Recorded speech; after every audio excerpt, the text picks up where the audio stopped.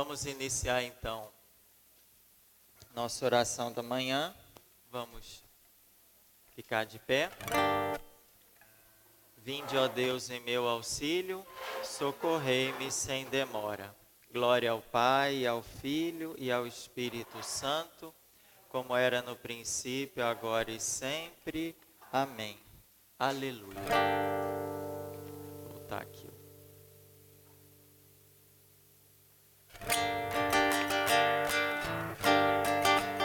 Irmão Sol com irmã Luz, trazendo o dia pela mão. Irmão Céu de intenso azul, a invadir o coração. Aleluia. Irmãos, minhas irmãs, vamos cantar nesta manhã, pois renasceu mais uma vez a criação das mãos de Deus. Irmãos, minhas irmãs, vamos cantar aleluia, aleluia, aleluia.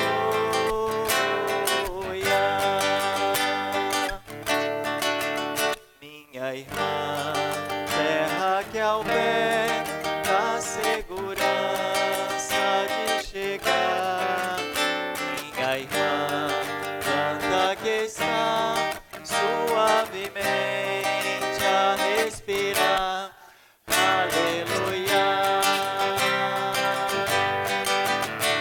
Irmãos, minhas irmãs, vamos cantar nesta manhã, pois renasceu mais uma vez a criação das mãos de Deus. Irmãos, minhas irmãs, vamos cantar aleluia, aleluia, aleluia.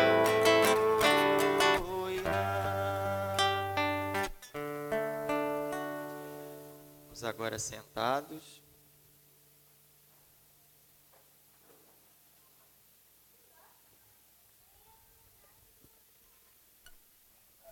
Recitar, cantar o Salmo 8.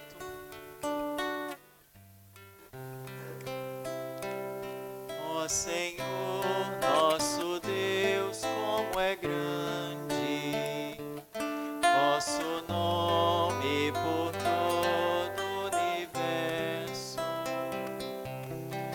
Desdobrastes nos céus vossa glória, com grandeza, esplendor, majestade. O perfeito louvor vos é dado pelos lábios dos mais pequeninos, de crianças que a mãe amamenta.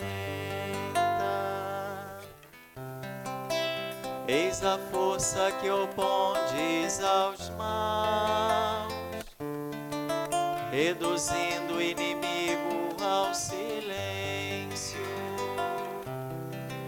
Contemplando estes céus que plasmastes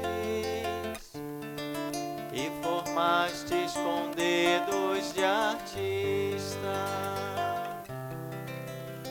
vendo a lua e estrelas brilhantes, perguntamos, Senhor, que é o homem, para dele assim vos lembrardes e o tratardes com tanto carinho. Pouco abaixo de Deus o fizestes, coroando de glória e esplendor. Vós lhe destes poder sobre tudo, vossas obras aos pés lhe puseste. As ovelhas, os bois, os rebanhos, todo o gado e as feras da mata, passarinhos e peixes dos mares, todo ser que se move nas águas. Ó Senhor, nosso Deus, como é grande vosso nome por todo o universo. Glória ao Pai, e ao Filho, e ao Espírito Santo, como era no princípio, agora e sempre. Amém. Vamos então, nesse momento, apresentar ao Pai nossos agradecimentos, nossos louvores, nossos pedidos, né, para o dia de hoje, para essa manhã. Então fica livre, cada um que quiser.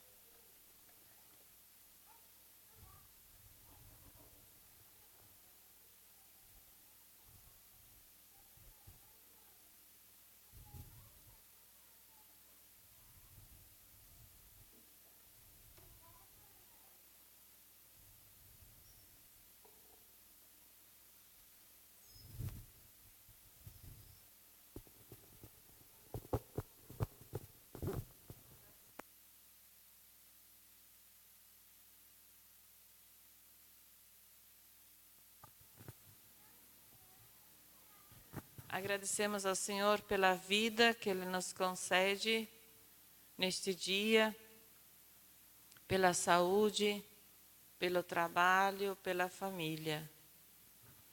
Por tudo isso, louvamos o Senhor.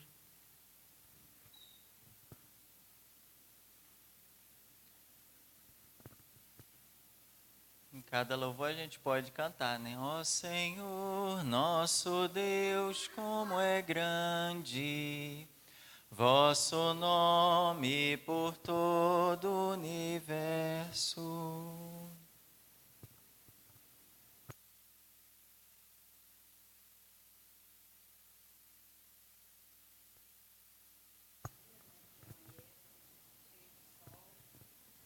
A alegria de estar aqui mais uma vez, podendo participar desse curso. Agradeço a Deus pela minha família, pelo meu filho, e, enfim, né, por todos nós estarmos aqui, né, felizes. Ó Senhor, nosso Deus, como é grande vosso nome por todo o universo.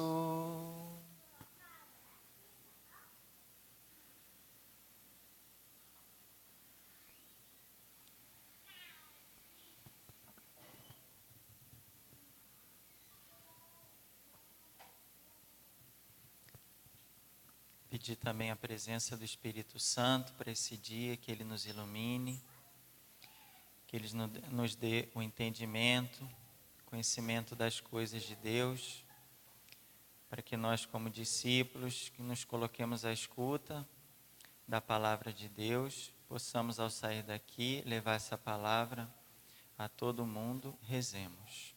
Ó Senhor, nosso Deus, como é grande vosso nome por todo o universo.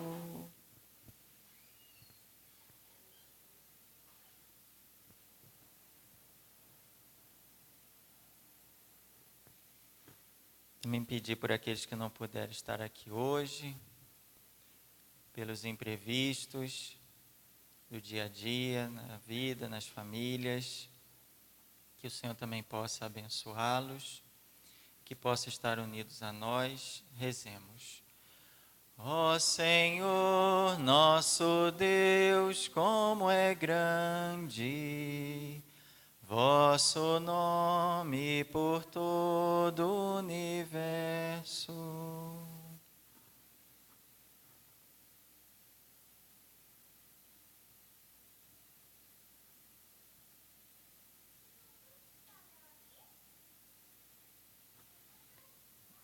reunamos todos esses pedidos e os do nosso coração, rezando junto a oração que o Senhor nos ensinou.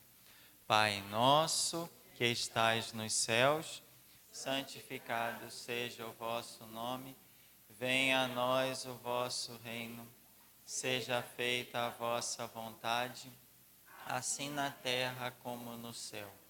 O pão nosso de cada dia nos dai hoje, perdoai-nos as nossas ofensas, assim como nós perdoamos a quem nos tem ofendido, e não nos deixeis cair em tentação, mas livrai-nos do mal.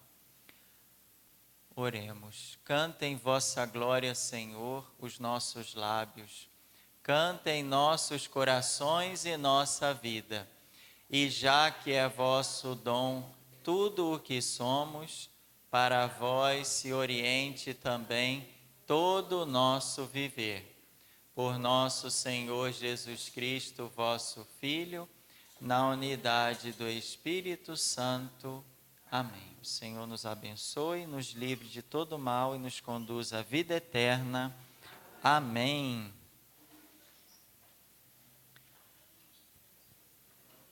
Muito bem, chegando todo mundo, né? Nós estamos aí com a sala quase lotada, falta pouco. Mas é a festa de Santo Antônio, vários. Esse final de semana nós tivemos vários imprevistos aí, né? Com Águida, com algumas pessoas aí tiveram os imprevistos e por conta disso não puderam estar aqui. Mas a gente vai continuar nosso caminho de formação, né? Com 12, Jesus, né, chegou aos confins da terra, né? Chegou a todas as partes do mundo.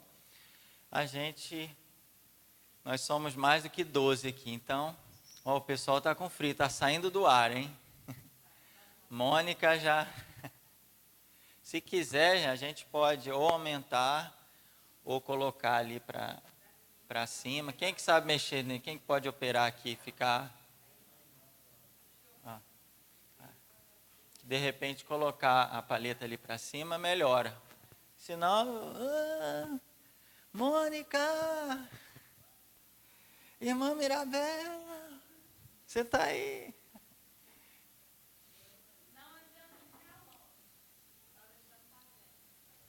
É. Então, gente, vamos continuar. A gente tinha parado no número 202 do Catecismo e agora a gente vai entrar no número 203 do Catecismo da Igreja Católica, né? A parte onde fala que Deus revela o seu nome, né? Deus revela o seu nome. Então a gente vai falar um pouquinho do nome de Deus. Deixa eu ver se a gente...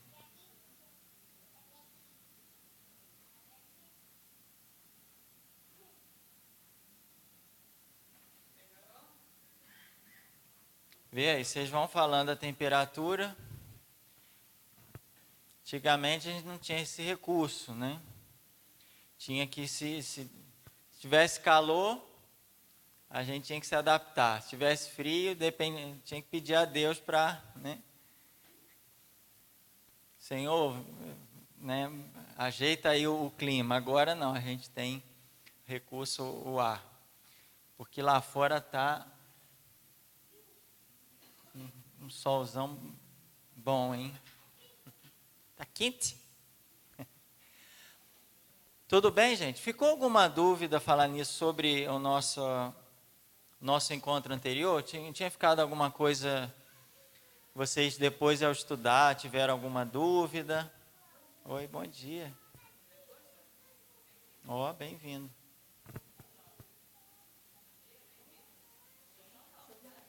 Eu estou conhecendo esse pessoal, é lá de Aragaça. Tudo bom, irmão? Seja bem-vindo. A gente foi... O Padre Fernando pediu para dar um apoio lá na formação bíblica. E aí a gente aproveitou e chamou também para participar aqui pertinho. O pessoal veio de longe, né? Eles só cruzaram a ponte aí, já estão participando aqui conosco dessa formação. Bem-vindo. Eu lembro vocês estavam lá foi o quê? No dia de Santo Antônio, né? Tudo bem. Então a gente está estudando o Catecismo da Igreja, né? Essa formação nossa de hoje é sobre o Catecismo da Igreja. E nós estamos no número 203. Vocês têm o Catecismo? Por acaso? Não. Então, se vocês quiserem acompanhar no Catecismo, também não é obrigado a ter, né? Tem na internet todo o Catecismo da Igreja, se vocês quiserem acompanhar. Tem o livro, né? Tem até aí para vender, se vocês quiserem. Ou se não, só participar, ouvir, anotar alguma coisa. Tá? Como é que é seu nome mesmo, irmão? Paulo Baltazar e Josenilda. Bom, nesse caso, a gente vai ter que acolher, né?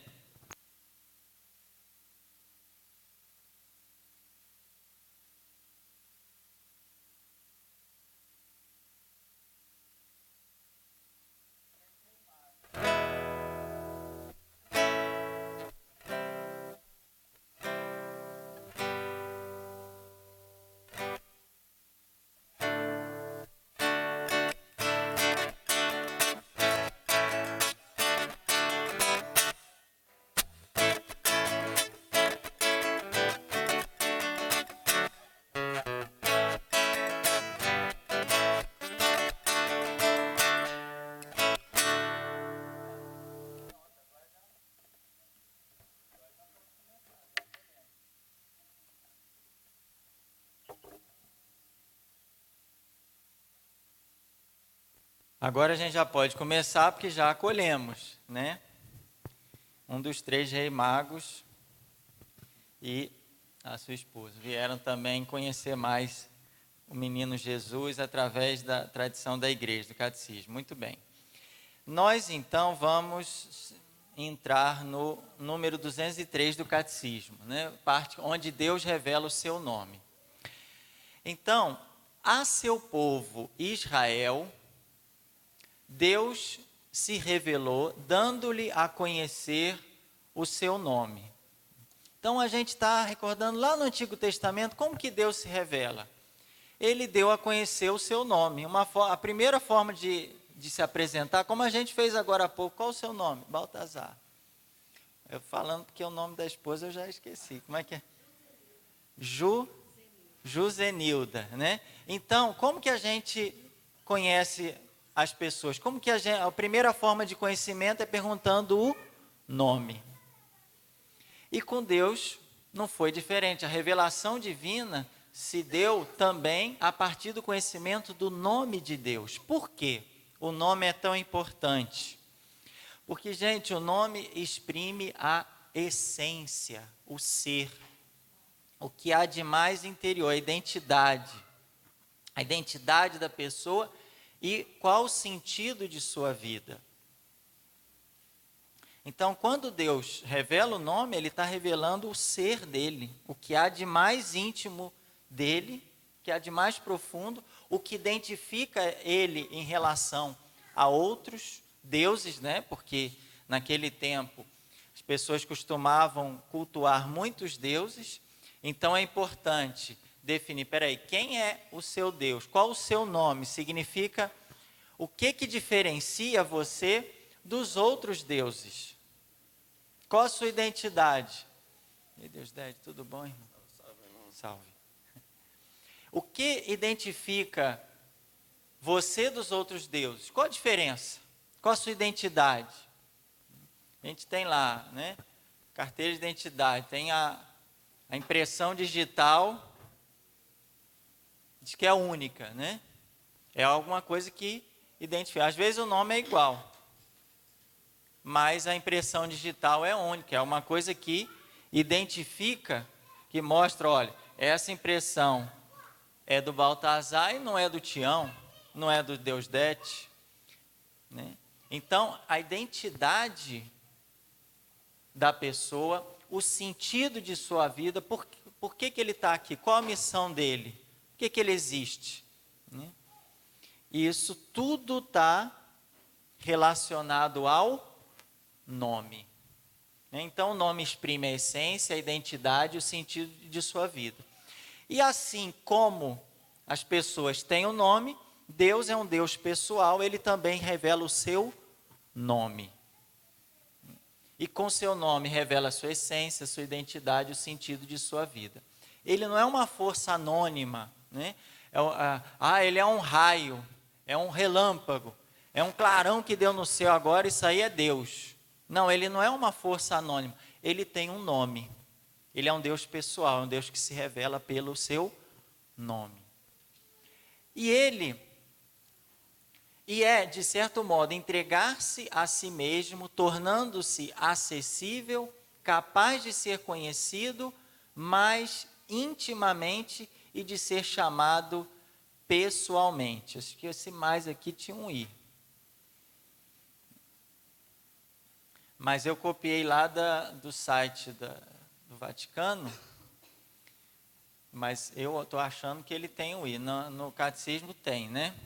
Pois é, vamos consertar aí, porque não é mais de oposição, mas é mais de acrescentando, né? Capaz de ser conhecido mais intimamente e de ser chamado pessoalmente. Então, Deus se revelou, Deus que era, né? A gente lembra lá dos povos, né? O raio, Deus está onde? No raio, na chuva, num relâmpago, numa manifestação divina, né? Uma manifestação através de algum fenômeno da natureza. Agora Deus se revela como pessoa, é um Deus pessoal. E é um Deus que quer ser conhecido e chamado pessoalmente. Porque senão, como é que eu vou te chamar, Deus? Quando eu precisar de ajuda, quem que eu vou chamar? Né? A gente conhece a historinha, quando a gente precisa de ajuda. Quem poderá me socorrer? Né? Chapolin colorado. Então, quando precisa do Chapolin, a gente já sabe como chamar. Quem poderá me socorrer? Eu, Chapolin colorado. Né? Assim como o Chapolin, como que a gente vai chamar, invocar e agradecer também, né, a Deus se ele não revelar um nome? Então Deus quer ser conhecido mais intimamente e ser chamado de forma pessoal, para não confundir.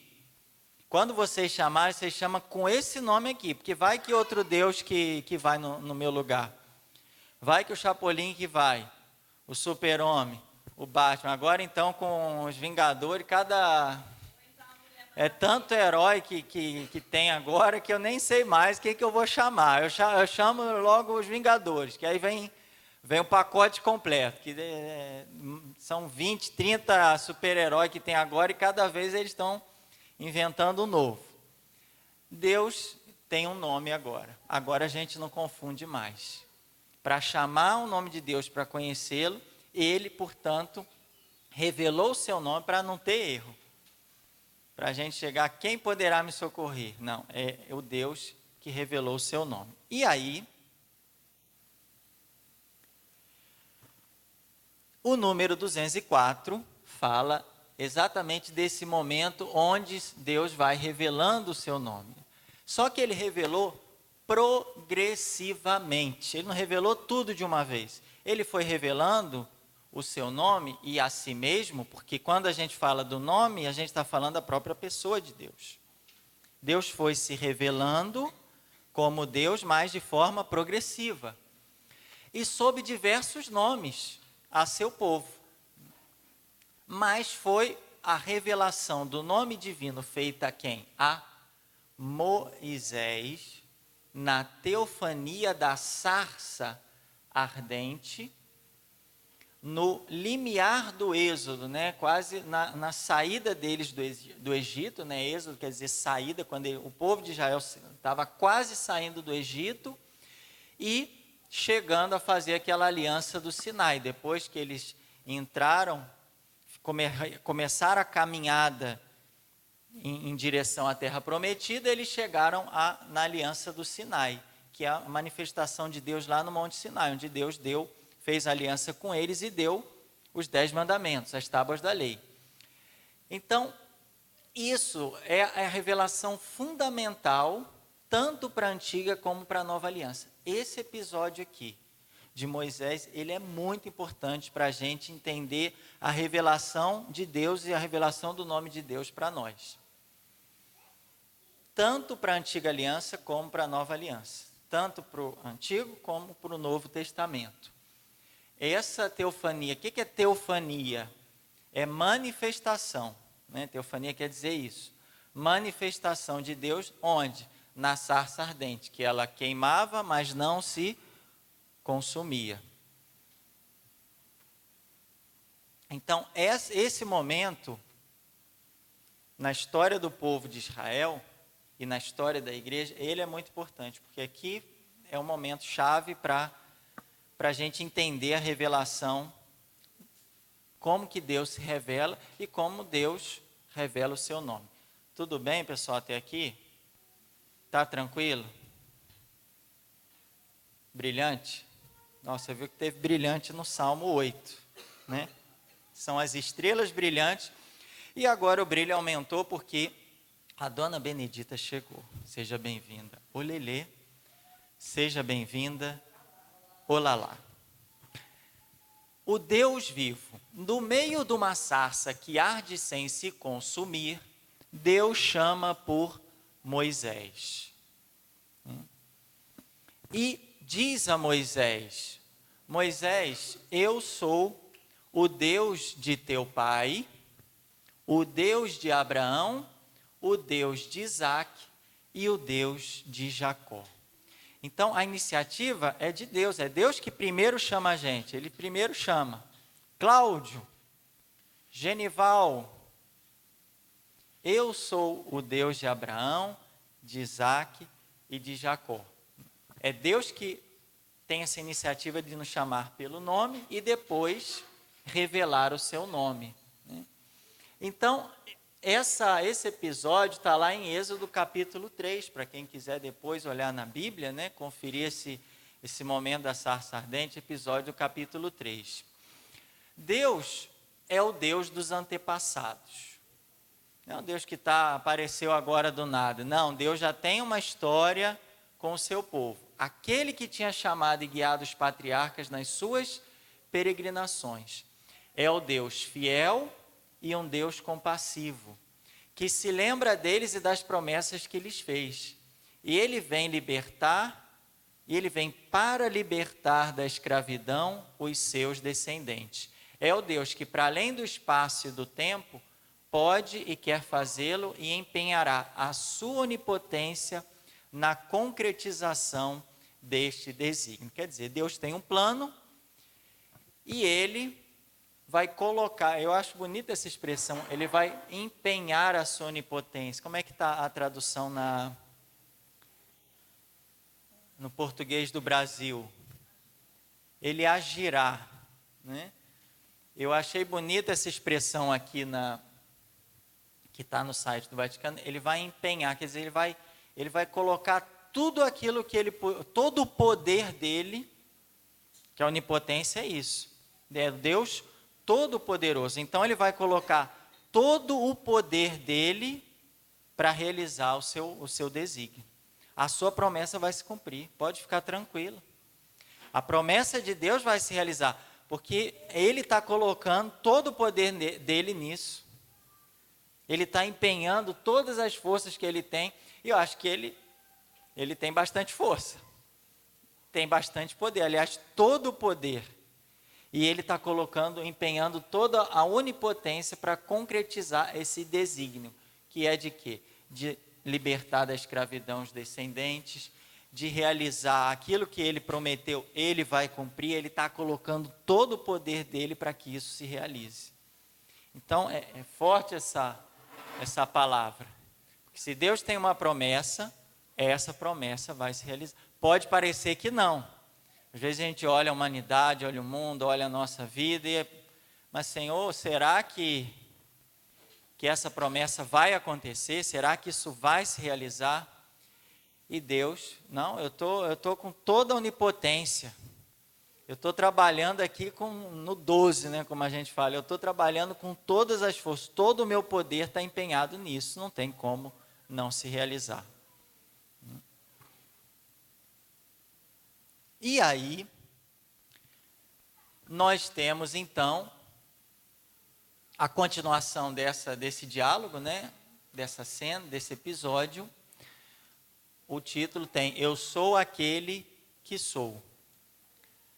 Moisés diz a Deus então: vou então procurar os filhos de Israel e dizer a eles: o Deus de vossos pais enviou-me a vós. Porque ele já tinha revelado que é o mesmo Deus, que é o Deus de nossos pais, que está ali presente e empenhando toda a onipotência. Mas, e se por acaso eles me perguntarem? Não que eu queira saber, Senhor, mas vai que tem lá um curioso que quer saber, não, mas qual o seu nome? Qual o nome desse Deus aí? Porque fica muito grande falar o Deus de Abraão, o Deus de Isaac, o Deus de Jacó. Ele não tem um nome? Por acaso esse Deus não tem um nome? É a mesma coisa falar, não, é porque é o Deus da minha bisavó, da minha tataravó, da minha bisavó e da minha avó. Senhor que é da minha... E aí, toda hora, ele não tem um nome. Eu sei que ele está presente lá nas raízes da humanidade, está acompanhando essa humanidade. Mas qual o seu nome? E aí Deus então diz a Moisés: eu sou aquele que sou. Será este o meu nome para sempre, e assim serei lembrado de geração em geração. Né? Eu sou aquele que sou. Né? Que no hebraico é esse tetragrama aqui, são essas 4 letrinhas que vocês estão vendo aí: Yod, Re, Vav e Re. Né? Essas 4 letrinhas que há quem pronuncia Ruá, depois a gente traduziu por Yavé ou Javé, né? Esse que a gente fala Yavé, Javé, né? Outras religiões até mudam um pouquinho as vogais, né? Eles falam Jeová. Na verdade, tudo tem a mesma raiz, mas depois a gente pode ver por que eles traduzem Jeová e por que nós traduzimos por Javé ou Yavé. Na verdade, são iod, mas o I e o J, né? Jesus ou Jesus, né? É a mesma coisa. É a mesma pessoa, né? Então, essas 4 letrinhas, Deus quando revelou o nome, revelou essas 4 letrinhas que significam: eu sou aquele que sou. Nossa, mas esse nome é meio complicado, né? Ele é meio misterioso, né? Ele é meio enigmático. Eu acho que Moisés ali até deu um nó na cabeça ali.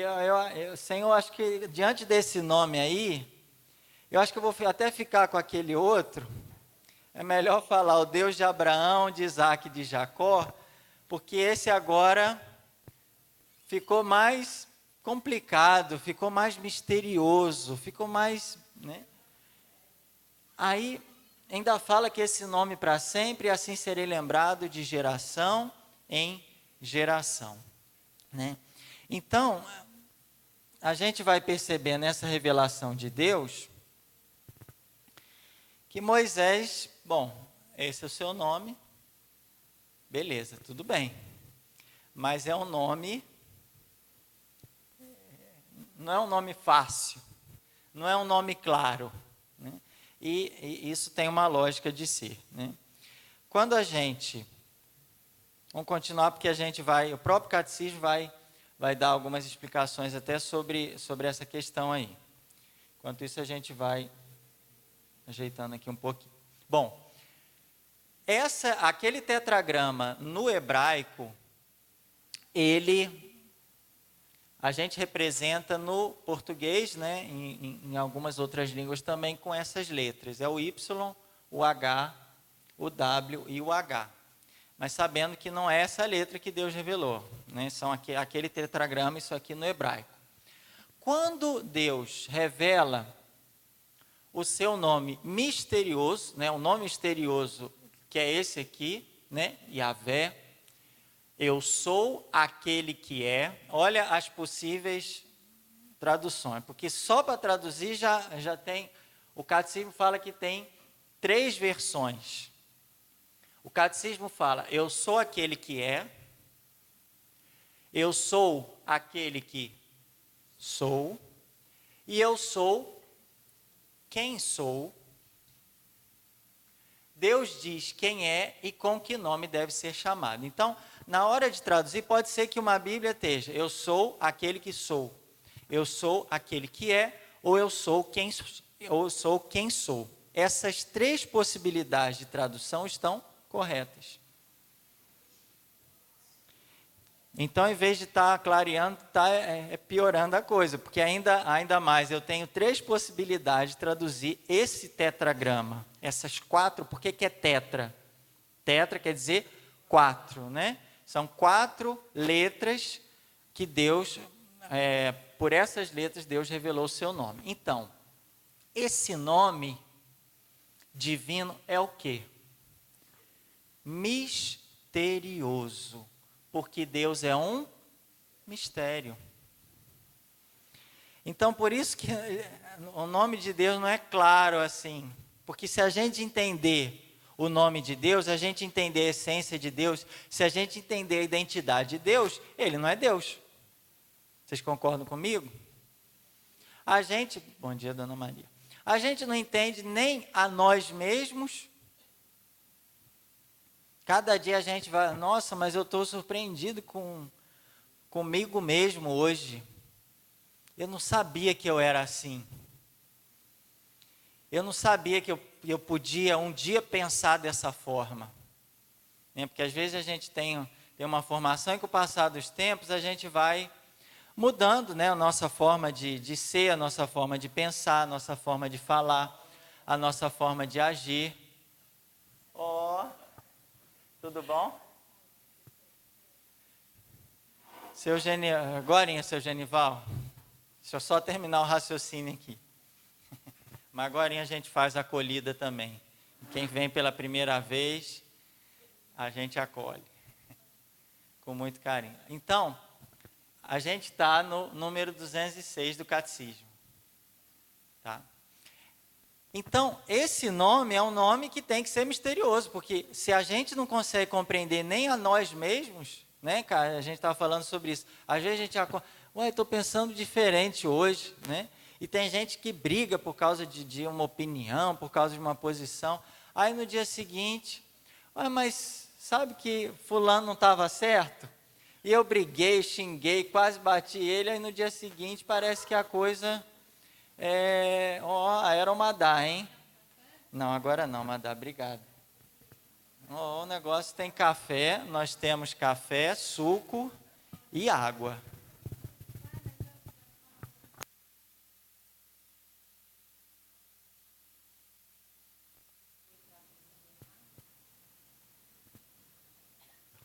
Não, o Javé também, em algumas Bíblias ele é traduzido por Javé.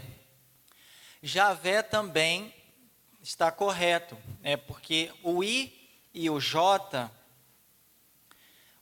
na verdade não existia, aí tem que olhar a origem do J, mas ele pode ser trocado pelo I, como no latim, por exemplo, Iesus, né?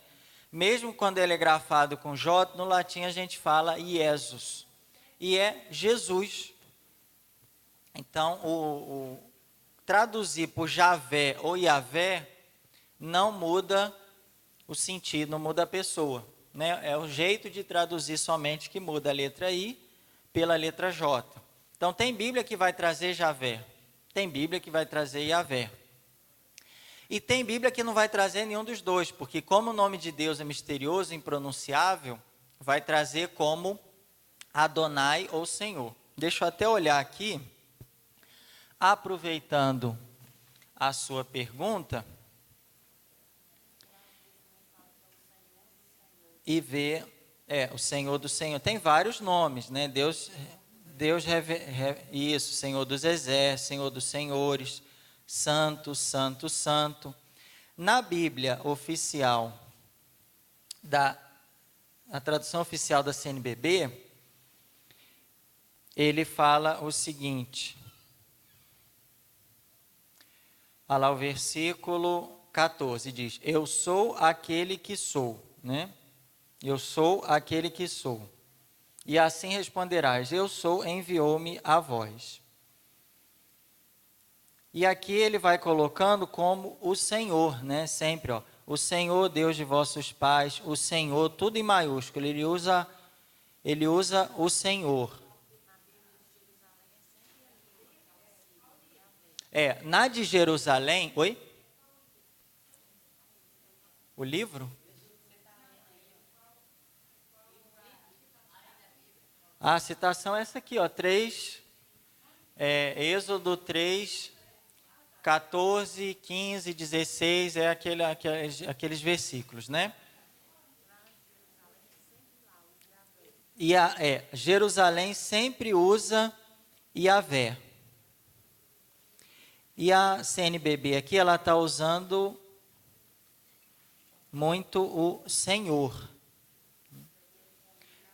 Onde está Yahvé, ela coloca como Senhor, que é Adonai, porque como o nome de Deus é misterioso, inefável, ele não é pronunciável, né? A gente não pode ficar colocando o nome de Deus assim, né? De qualquer jeito. Então, eles usam o Adonai para substituir o nome inefável de Deus, o nome que Deus revelou, que é esse, né? Eu sou aquele que sou, ou eu sou aquele que é, ou eu sou quem sou. É um nome misterioso. É assim, então na Bíblia Jerusalém, o Genival já está conferindo, aparece Yahvé. Se não me engano, não deu o primeiro, agora é o segundo. Isso aí. Se não me engano, a Bíblia de Jerusalém aparece, aqui vem o A ou o H? A, depois H, né? H, W, E H de novo, né? Isso.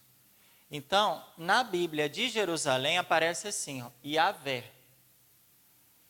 Tem gente até que pronuncia esse W como Ur, né? Yahweh, ou Yahvé. Mas a da CNBB já substituiu por Senhor.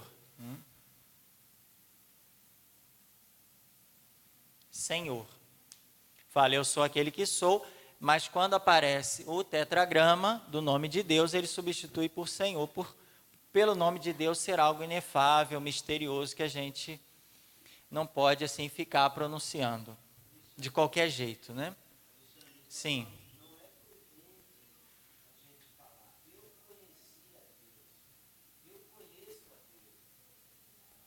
Não seria prudente falar, eu conheço a Deus, é a pergunta de Genival.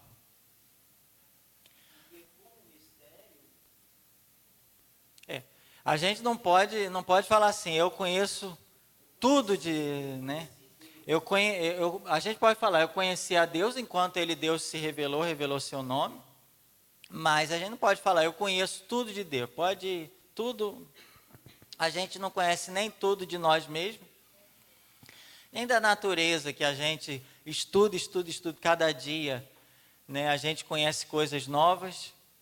Esses tempos mesmo eu estava ouvindo, mandaram um link de um estudioso, pesquisador, professor italiano, que ele fala sobre a evolução, né, da espécie assim, que seria do macaco, vamos dizer assim, das espécies mais primitivas, que não chega a ser chimpanzé, macaco, mas seria de espécies mais primitivas há milhões de anos até chegar na nossa espécie, né?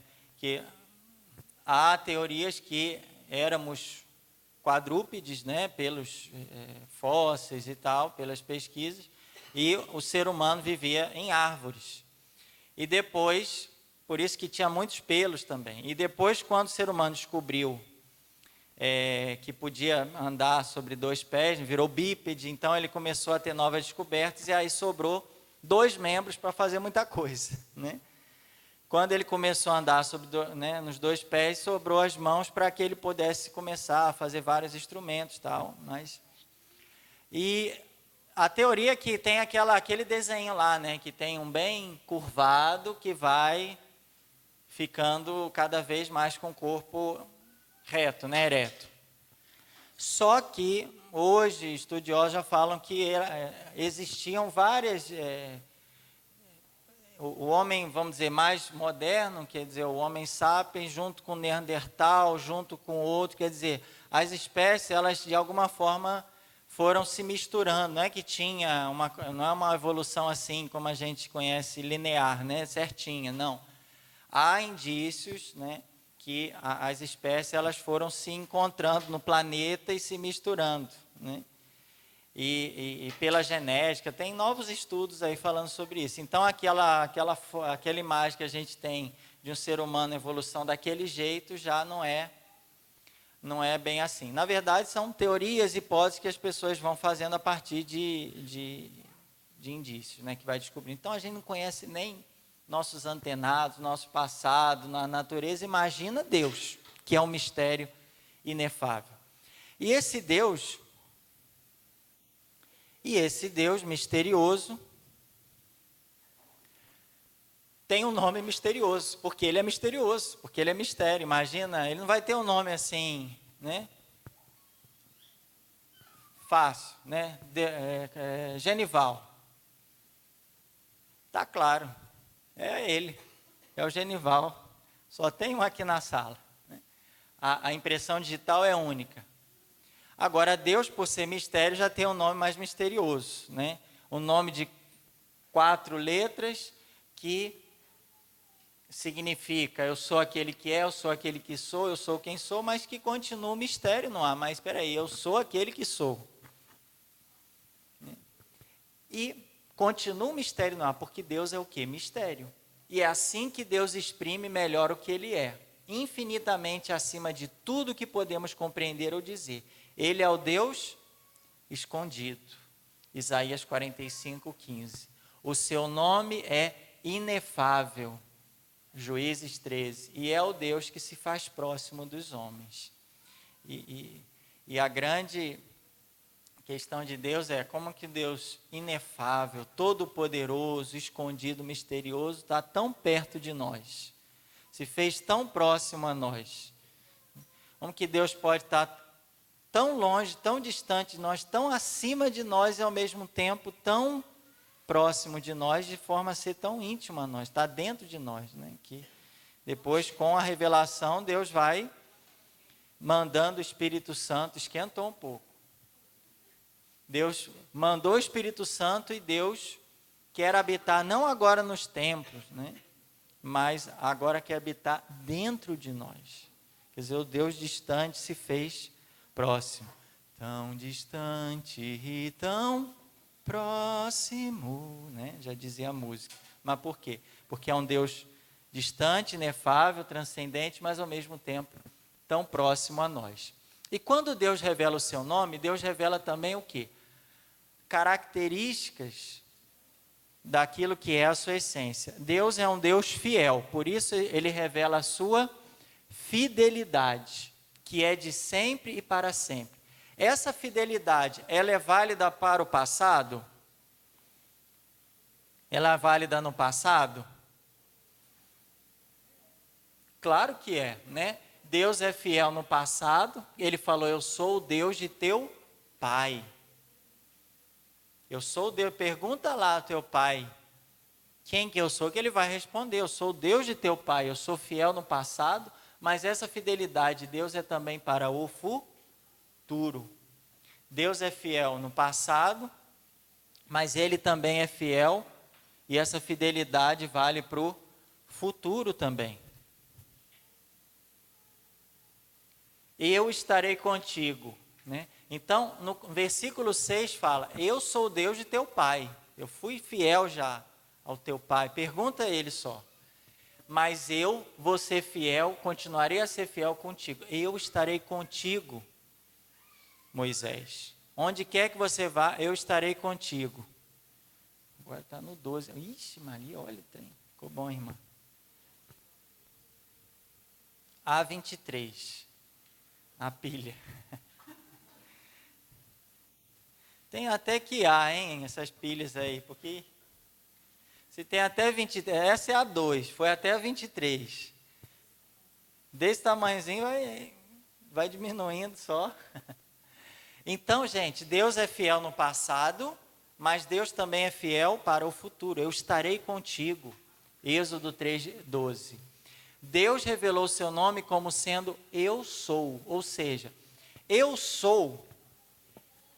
Ele se revela como Deus que está sempre presente junto do seu povo para salvar. Por isso que o tempo aí, se Deus não falou eu era, Deus falou eu era, Deus falou eu fui aquele que fui, eu era aquele que era, não. Também Deus não falou eu serei aquele que será, falou assim? Não, eu sou. Por quê? Porque Deus é sempre presente.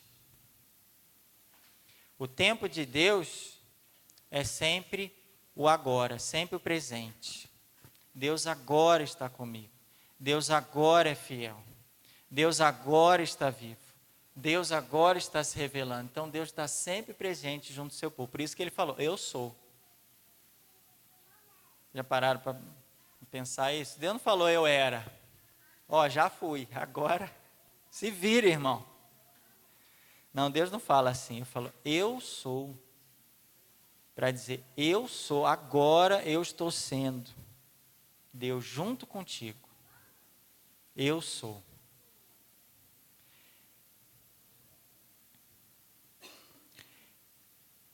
E diante da presença misteriosa de Deus, o homem vai descobrindo o quê? A sua pequenez. Nossa, Deus é tão mistério, é tão divino, é tão maravilhoso que a gente vai percebendo quanto a gente é pequeno diante de Deus.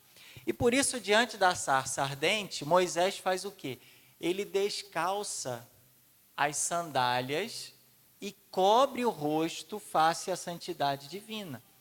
É o capítulo 3, versículos 5 e 6. Diante da presença, ele se depara com uma presença, ele se depara com um mistério. Fala, meu Senhor, esse lugar aqui é sagrado, eu não posso andar de sandália. Então ele tira as sandálias, ele fica descalço e cobre a sua face diante da santidade de Deus. Ele cobre o seu rosto diante da santidade de Deus, né? Então, quanto mais a gente vai descobrindo quem é Deus, mais a gente vai sentindo a nossa pequenez. Quando a gente sente grandão, eu sou bonzão, eu sei tudo, eu chego na parada e eu resolvo tudo, né? Com relação às coisas de Deus, significa que você conhece pouco a Deus. E quanto mais a gente conhece a Deus, mais se dá conta do mistério, mais a gente se humilha, se abaixa. Opa, peraí, aqui eu tenho que me colocar no meu lugar mesmo. E ante a glória do Deus 3 vezes santo, Isaías exclama, ai de mim que estou perdido, pois sou um homem de lábios impuros. Quando Isaías tem a experiência da presença de Deus, fala, Senhor, mas eu tenho os lábios impuros, né? E o anjo vai lá, pega uma brasa e toca os lábios de Isaías para purificar os lábios dele. Outro que fez a experiência também do divino foi Pedro, né? Que exclama, Senhor, afasta-te de mim, porque sou um pecador. Quer dizer, quando a gente faz a experiência de Deus, a gente, ao mesmo tempo, faz a experiência da nossa pequenez. Nossa, eu não sou nada diante de Deus. Quanto mais você se conscientizar disso, significa que você realmente está fazendo a experiência do Deus verdadeiro. E não do Deus criado que você cria, né? O Deus que eu conheço é assim, é assado. Não, pode ficar tranquilo que eu Não, quanto mais a gente conhece, menos a gente conhece. Menos se dá conta que a gente conhece é Deus. Porque Ele se revela como mistério. Se Deus não se revelar como mistério, significa que não é o Deus verdadeiro. É um Deus que a gente vai criando. Não, Deus é assim, é assado, vai adaptando o nosso modo de pensar. Esse não é o Deus verdadeiro. O Deus verdadeiro, a gente vai descobrindo que Ele é mistério. É igual a gente vai cavando, quanto mais a gente vai mergulhando, vai descobrindo que tem coisa lá para o fundo do oceano. Quanto mais a gente vai cavando, vai descobrindo, nossa, tem mais coisa ainda? Meu Deus, como eu sou pequeno. Aí vira uma caverna que vai sair lá no Japão e a gente não descobriu ainda o mistério de Deus. Né? Tranquilo, pessoal? Não tem pergunta? Vamos lá, vamos ver, hein? Vai vendo. Deus é santo também. Porque Deus é santo, Ele pode perdoar o homem que se descobre pecador. Quando a gente descobre pequenino, uma outra coisa que a gente vai descobrindo da gente é que a gente também é pecador. E aí a gente vai descobrindo a santidade de Deus e ao mesmo tempo o nosso pecado, a nossa miséria. Não deixarei arder a minha indignação. É que eu sou Deus e não homem, o santo que está no meio de nós, de vós. Já dizia Oséias capítulo 11. E o apóstolo João também vai dizer, tranquilizaremos diante dele o nosso coração. Se o nosso coração vier a acusar-nos, pois Deus é maior do que o nosso coração e conhece todas as coisas. Porque às vezes o nosso coração está acusando de algum mal que a gente fez, né? Nossa consciência, né? O sacrário íntimo do homem que é a consciência.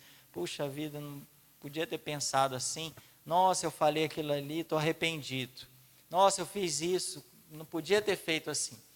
Então, se o nosso coração nos acusa, e quando a pessoa tem uma formação, quando a pessoa tem a consciência formada, normalmente, quando a gente faz alguma coisa errada, pensa, fala, tem a vozinha lá dentro que fala, você não podia ter feito isso não, o que você fez? E aí vai acusando a gente mesmo. Mas se o nosso coração nos acusa, Deus é maior que o nosso coração. A santidade de Deus é capaz de nos perdoar. Então, outro mistério, quando a gente se depara com Deus grande, a gente experimenta a nossa pequenez. Quando se depara e quando a gente descobre o Deus santo, a gente, ao mesmo tempo, experimenta o nosso pecado, a nossa miséria. E aí, mais calma, fica tranquilo, porque Deus é maior. Se o pecado foi grande, muito maior é a graça e a misericórdia de Deus. Então, aqui João está falando para a gente ficar tranquilo. Na primeira carta dele, capítulo 3. Tranquilizar. Fica tranquilo, irmão. Porque se o teu coração está te acusando de alguma coisa, Deus é maior que o nosso coração. E sendo maior, Ele é capaz de perdoar.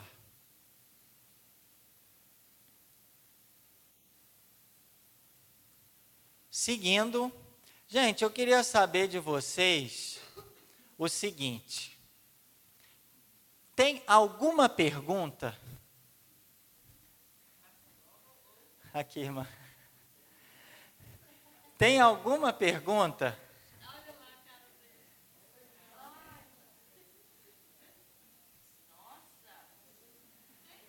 Bom, se vocês não têm alguma pergunta, tem, Genival? Não?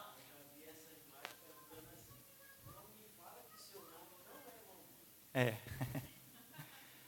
Se vocês não têm nenhuma pergunta, eu tenho para vocês. E a pergunta que eu quero fazer para vocês é o seguinte, isso aqui é revisão, tá, gente? Dos nossos encontros precedentes. O catecismo fala, tem uma parte que o catecismo dedica a falar sobre o homem, a vida do homem, o que é o homem, etc, etc. Deus vem ao encontro do homem, essa capacidade que o homem tem de falar de Deus. Eu sei que vocês, né, tem gente nova no pedaço, né? Mas tem os antigos. Mas para ajudar os antigos e os novos que estão chegando agora, eu vou passar um videozinho.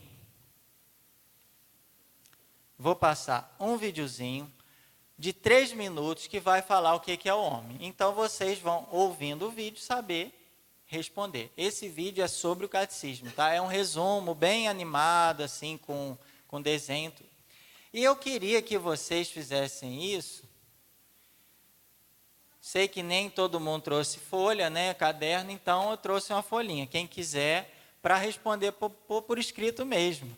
Porque, afinal de contas, essa é uma escola da fé. Então, uma escola. E escola a gente tem que escrever alguma coisinha, né? Então, a tia Madá, que é a coordenadora da escola, junto com a irmã, ela vai dar um papelzinho. Então, a dinâmica é a seguinte. Vocês vão responder essa pergunta aqui. Coloca no papelzinho lá. O que é o homem? O que é o homem?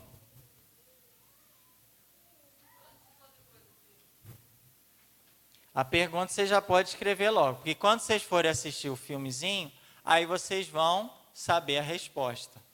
Que ele vai falar lá no filmezinho qual que é a resposta. Mas ele vai explicar de novo. Porque às vezes, vocês sabem o que é o homem? Se alguém perguntar aí, o que é o homem? O que é o homem? O que vocês vão responder? Oi? Imagem e semelhança de Deus. Ó, o Genival já está dando uma dica aí. Então, não precisa ficar desesperado igual esse menino aqui, tá? Que é uma provinha, mas é mole, né? É uma provinha mole.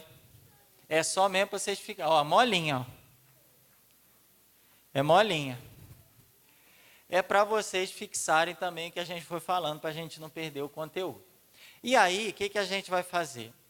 Vocês vão responder, coloca lá, o que é o homem? Primeiro escreve logo para não... Né? Primeiro coloca lá, o que é o homem? Depois, vocês vão assistir o vídeo, vão responder. E aí, o que vai acontecer? Vocês vão trocar com o irmãozinho que está do lado.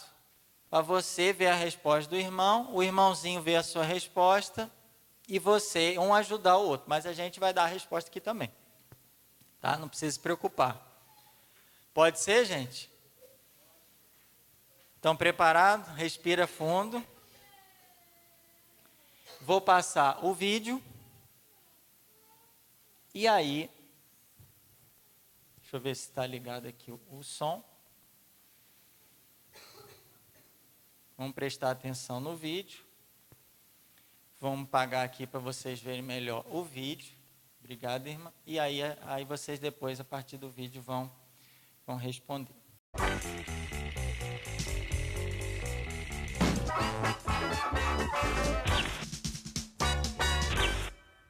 O que é o homem? Bem, se quisermos entender o que é o homem, o propósito e o significado da sua vida, então devemos começar bem aqui, com um ancinho. Soa estranho, mas ajuda. O que é um ancinho? Vamos dizer que você nunca viu antes um ancinho. O que você faria? Bem, você provavelmente daria uma olhada nele, nas suas diversas partes e como elas compõem o todo. A primeira coisa que você perceberia é essa coisa longa de madeira. Isso poderia ser uma alça. E essas partes de metal? Elas se parecem um pouco com dentes, com lacunas. Pequenas coisas conseguiriam passar por essas lacunas e as grandes ficariam presas.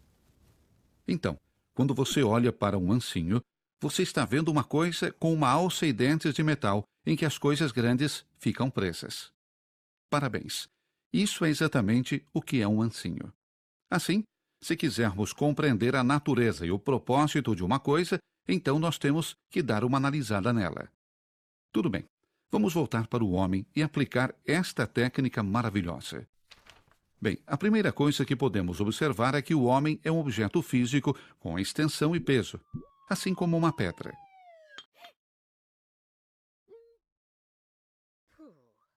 Mas há mais coisas. Ele é um ser vivo. Ele consome nutrientes e cresce, assim como as plantas. Como as vacas e outros animais, ele tem sentidos que lhe permitem perceber o mundo ao seu redor. Mas tem mais. Existe algo que o distingue das outras criaturas, mesmo as mais inteligentes. Ele tem razão e vontade. Com esses dois poderes, ele pode conhecer e amar as coisas de uma forma bastante exclusiva. O que torna o homem especial são esses poderes. Com essa visão, agora podemos realmente responder à maior pergunta de todas. Qual é o sentido da vida? Por que o homem está na Terra? Se a razão e a vontade são as duas capacidades distintivas do homem, então a resposta deve ser: o homem está aqui na Terra para conhecer e amar. E isso não é de maneira nenhuma limitado a conhecer o caminho de uma pizzaria e amar a comida que é servida lá. Não. Esses poderes visam coisas mais elevadas: o conhecimento da verdade e o amor ao bem. Assim, o homem está aqui na Terra para saber a verdade e amar o bem. Esse é o seu propósito. Mas não é o sentido da vida ainda mais do que isso? Não são o propósito do homem e seu fim último de alguma forma relacionados com Deus? É claro, e é assim. Falamos que a razão e a vontade direcionam o homem para o conhecimento da verdade e ao amor do bem. Então, o que acontece quando o homem se volta para a verdade maior e para o bem supremo? Bem, aí é quando o homem entra no caminho da religião, pois Deus é exatamente isso, a verdade maior e o bem supremo. É por isso que o catecismo responde à pergunta: por que estamos aqui na Terra? Desta forma: o homem está aqui na Terra para conhecer e amar a Deus. E aquele que conhece e ama a Deus irá servi-lo e ganhar a felicidade do céu.